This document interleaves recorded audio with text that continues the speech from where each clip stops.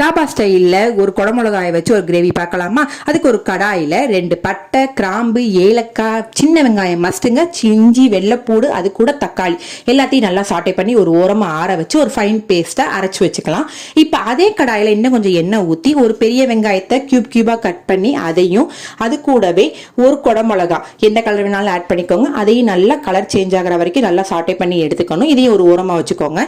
இப்போ இன்னொரு பேனில் ஜீரகம், சோம்பு தாளிச்சிட்டு ஃபைனாக வெங்காயம், இது கூட தனி மிளகாத்தூள், காஷ்மீர் ரெட் சில்லி பவுடர், ஜீரகத்தூள், மல்லித்தூள், கரம் மசாலா எல்லாத்தையும் நல்லா இந்த எண்ணெயிலேயே சாட்டை பண்ணிக்கணுங்க. இது கூட அரைச்சி வச்ச பேஸ்ட்டையும் போட்டுட்டு 2 உப்பு போட்டு தண்ணி ஊற்றி கொஞ்சம் நேரம் வத்தட்டுங்க.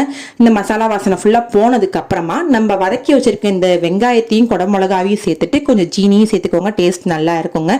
இது கூட நம்ம கஸ்தூரி மேத்தி போட்டு இறக்கி கொஞ்சம் நேரம் மூடி வச்சுட்டு எண்ணெய் பிரிஞ்சு வந்ததுக்கு அப்புறம் நீங்க பாத்தீங்கன்னா சூப்பரான தாபா ஸ்டைல்ல குடமிளகாய் வச்சு ஒரு கிரேவி ரெடி.